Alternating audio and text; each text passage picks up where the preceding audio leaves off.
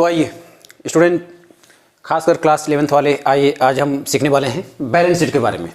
तो balance sheet का format को हम सीखेंगे। आपका ट्रेडिंग अकाउंट का बैलेंस कंप्लीट हो चुका है, आपका प्रॉफिट एंड लॉस का जो अकाउंट है वो भी कंप्लीट हो गया, और उसके बाद बनता है finally balance sheet. Balance sheet आपको ध्यान देना है, बैलेंस शीट साल के अंत में बनता है ना।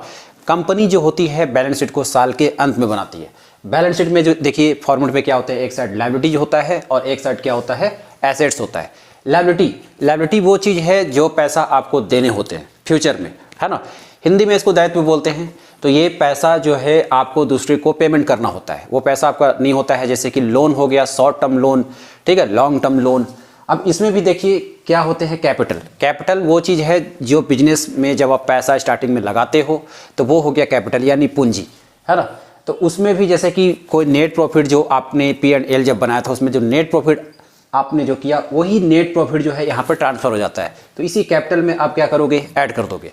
ड्राइंग को क्या करोगे, माइनस करोगे। ड्राइंग का मतलब क्या होता है, ड्राइंग का मतलब वो चीज़ होता है जो पैसा आप अपने बिजनेस से पर्सनली यूज के लिए निकालते हो।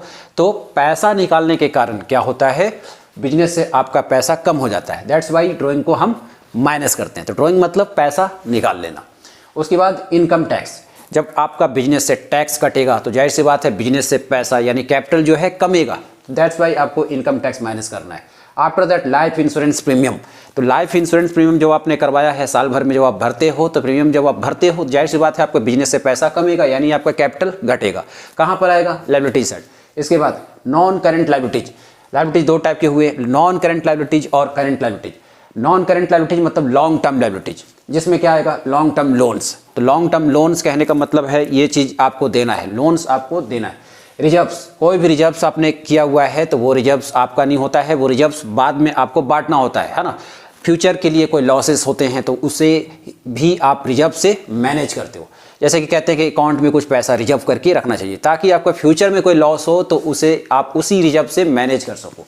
तो ये जितने भी लंबे लोन्स हो गए, लॉन्ग टर्म बोरविंग हो गए, ये सभी नॉन करेंट लायबिलिटी में जाएगा। नॉन करेंट लायबिलिटीज का मतलब क्या होता है, लॉन्ग टर्म लायबिलिटीज। फिर आते हैं करेंट लायबिलिटीज। तो करेंट लायबिलिटीज में क्या होगा, शॉर्ट टर्म वाले, है ना, करेंटली दिखाएगा।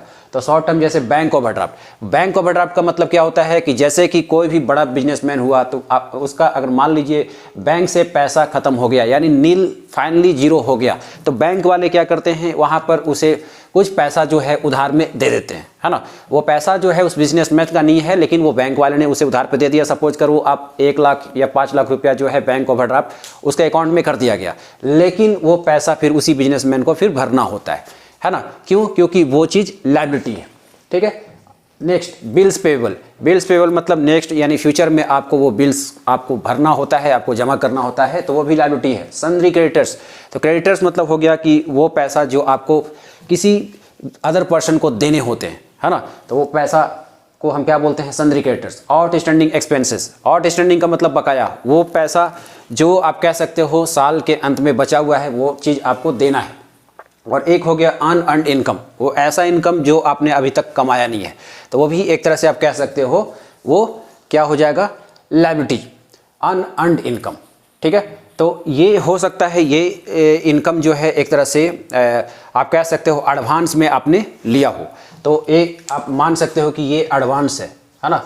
तो एडवांस इनकम जनरली लोग समझते हैं कि वो एसेट है, बट वो एसेट नहीं है। अकाउंट के हिसाब से इसे हम लायबिलिटी ही मानते हैं, कारण जब तक उसका काम ना हुआ हो तब तक हम उसे लायबिलिटी ही मान के रखेंगे। जब काम कंप्लीट हो जाएगा तो ये एडवांस इनकम आपका एसेट बन जाएगा। फिर देखिए यहाँ पर एसेट्स में, एसेट्स भी दो प्रकार के होंगे जैसे कि लायबिलिटी में बताया, वैसे तो कैपिटल भी आता है उसमें।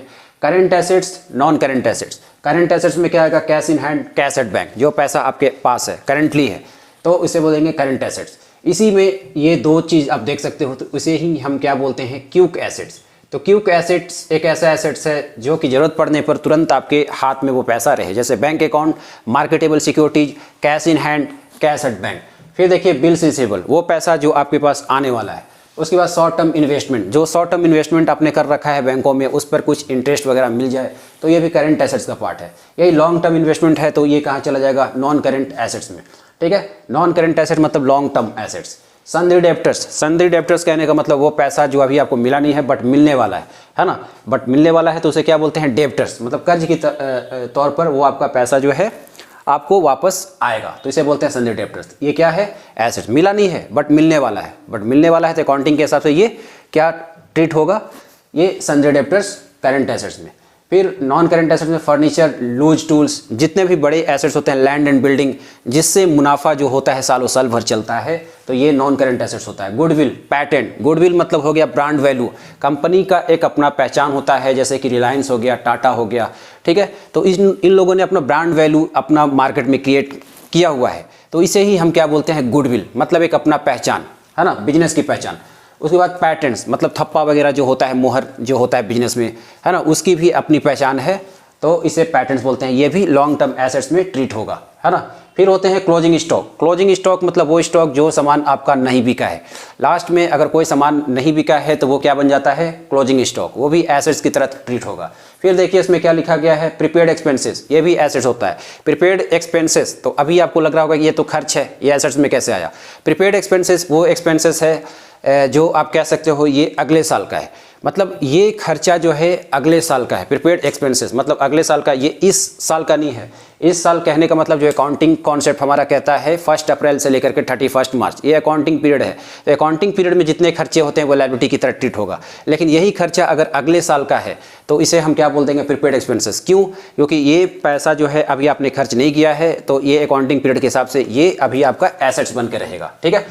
एक्रूड इनकम, एक्रूड इनकम मतलब एक ऐसा इनकम जो अभी आपके पास आया नहीं है और ये इसी अकाउंटिंग पीरियड का है, तो ये एक्रूड इनकम भी एक तरह से एसेट्स में ही ट्रीट होगा। तो ये पैसा आपको मिलने वाला है और इसी अकाउंटिंग पीरियड का है, ठीक है। अगर अगले अकाउंटिंग पीरियड का है तब ये एक्रूड इनकम एक तरह से एडवांस की तरह ट्रीट हो जाएगा, है ना।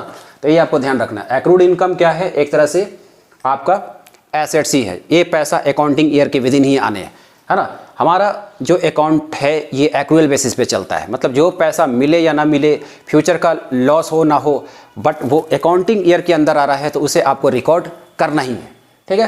तो ये थे बैलेंस शीट का फॉर्मेट। आई होप सारे स्टूडेंट्स को ये समझ में आया होगा, और जिसे भी समझ में नहीं आया हो तो वो क्लास में पूछ लेगा, और इसके क्वेश्चन तो मैं करा ही रहा हूँ और आगे भी कराऊँगा। जो भी डाउट हो वो सारे स्टूडेंट्स डाउट को पूछेगा। आज के लिए इतना ही, थैंक यू।